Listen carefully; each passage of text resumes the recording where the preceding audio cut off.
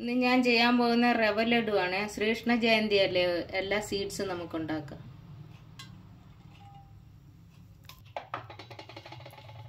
നെയ്യ് ഒഴിച്ചിട്ടുണ്ട്. നെയ്യ് ചൂടാവുന്ന സമയത്ത് നട്ട്സ് ഇട്ട് കൊടുക്കും.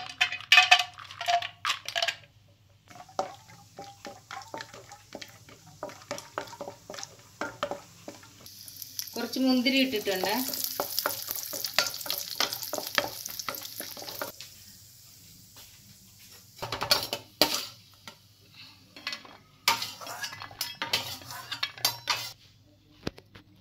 ആ നെയ്യിലേക്ക് റവ ഇട്ട് കൊടുക്കുക.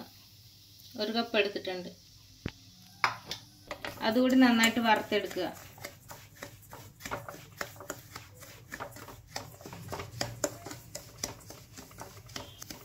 റവ മൂക്കുന്ന വരെ അത് വറുത്തിട്ടിരിക്കുക.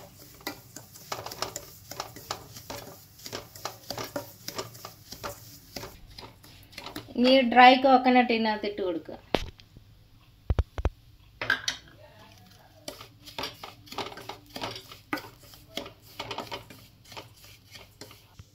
പഞ്ചസാര റവ എടുത്ത കപ്പിൽ തന്നെയാണ് പഞ്ചസാര എടുത്തിരിക്കുന്നത്.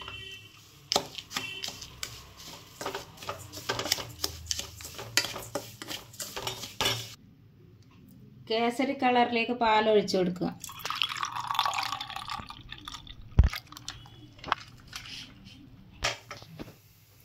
പാൽ കൂടി അതിലേക്ക് ഒഴിച്ചു കൊടുക്കുക.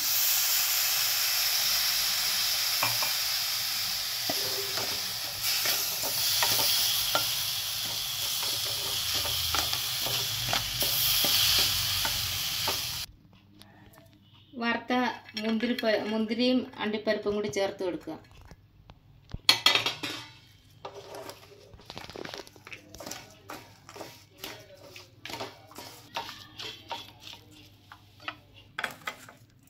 കുറച്ചൊന്ന് തണുത്തിട്ട് ഉരുളയാക്കി എടുക്കുക. കുറച്ച് ഏലക്കാപ്പൊടിയും ചേർത്ത് കൊടുക്കുക. ഏലക്കാപ്പൊടി പഞ്ചസാര ചേർത്താണ് പൊടിച്ചിരിക്കുന്നത്.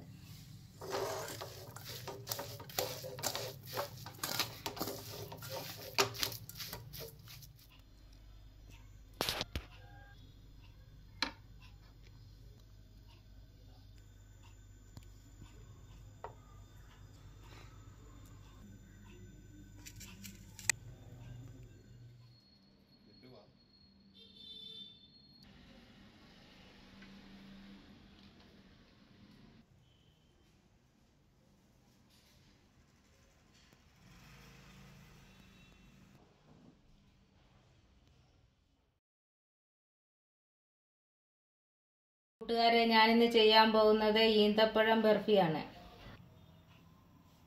കുരു കളഞ്ഞിട്ടുണ്ട്, അരച്ചിട്ട് വരാം. അരച്ചെടുത്തിട്ടുണ്ട്. കുറച്ച് നെയ്യ് ഒഴിക്കുക.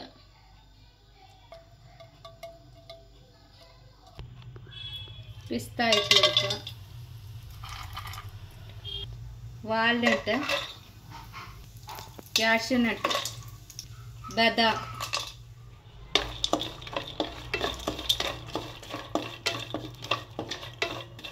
ഈന്തപ്പഴം അരച്ചത് ഇട്ട് കൊടുക്കുക.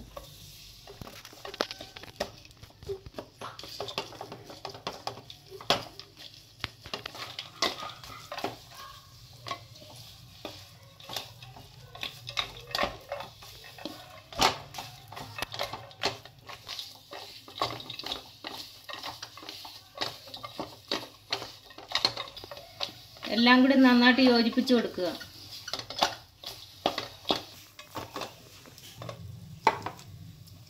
ഒരു ട്രേയിലേക്ക് മാറ്റി കൊടുക്കുക.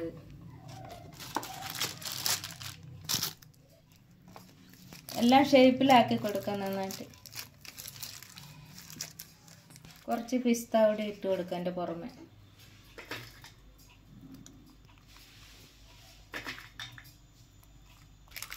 അതുകൂടി ഒന്ന് പ്രസ് ചെയ്ത് കൊടുക്കുക.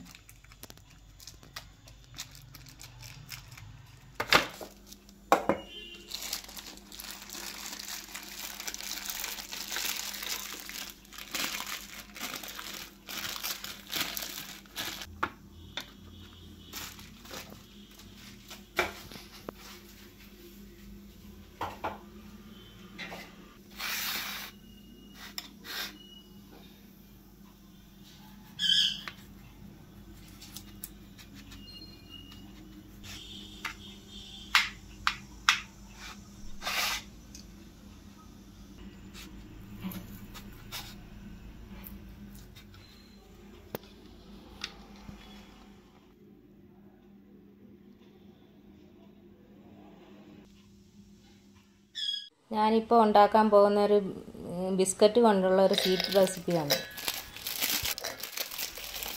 അതിനു വേണ്ടി ഞാൻ കുറച്ച് ക്രീമില്ലാത്ത ബിസ്ക്കറ്റാണ്. ബിസ്ക്കറ്റ് ഏത് വേണമെങ്കിലും എടുക്കാം. കുറച്ചേറെ എടുത്തിട്ട് അത് നന്നായിട്ട് മിക്സിയിൽ പൊടിച്ചെടുക്കുക.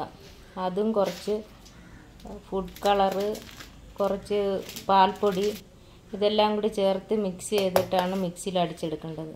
ബിസ്ക്കറ്റ് ഒന്ന് നന്നായിട്ട് പൊടിച്ചതിന് ശേഷം ഇതെല്ലാം ചേർത്ത് കൊടുക്കുക. അത് പൊടിച്ച് ഞാനൊരു ബൗളിലേക്ക് മാറ്റിയിട്ടുണ്ട്. അതിന് ശേഷം തിളപ്പിച്ച പാലാണ് ഞാൻ ചേർത്ത് കൊടുക്കുന്നത്. കുറച്ചൊന്ന് തണുത്തതിന് ശേഷം ചേർത്ത് കൊടുത്ത് നന്നായിട്ട് കൈകൊണ്ട് തിരുമ്മുക. പിന്നെ അതിലേക്ക് കുറച്ച് നെയ്യ് കൂടി ഒഴിച്ചെടുക്കുക. ഒരു 2 സ്പൂൺ നെയ്യോളം ചേർത്ത് കൊടുത്ത് നന്നായിട്ട് ചപ്പാത്തി കുഴയ്ക്കുന്നത് പോലെ കുഴച്ചെടുക്കുക. ശേഷം ഡ്രൈ കോക്കനട്ട് 1 കപ്പോളം അങ്ങ് ഇട്ട് കൊടുത്തിട്ട് അതിലേക്ക് ഏലക്കായും പഞ്ചസാരയും ചേർത്ത് പൊടിച്ചത് ചേർത്ത് കൊടുക്കുക. അതിന് ശേഷം മിൽക്ക് മെയ്ഡും കൂടി ചേർത്ത് നന്നായിട്ട് കുഴക്കുക. ആവശ്യത്തിന് അത് നനയാൻ മാത്രം നന്നായിട്ട് ചേർത്ത് കുഴച്ച് നന്നായിട്ട് കൊടുക്കുക. അതിന് ശേഷം അത് ബിസ്ക്കറ്റ് നമ്മൾ റെഡിയാക്കി വെച്ചത് നന്നായിട്ട് പരത്തി എടുത്തിട്ട് അതിൻ്റെ മുകളിലായിട്ട് നമ്മൾ തേങ്ങായും വെച്ച് ഫില്ല് ചെയ്യുക. തേങ്ങയും മിൽക്ക് മെയ്ഡും ചേർത്ത മിശ്രിതം അതിൻ്റെ മുകളിലായിട്ട് ഫില്ല് ചെയ്ത് കൊടുക്കുക.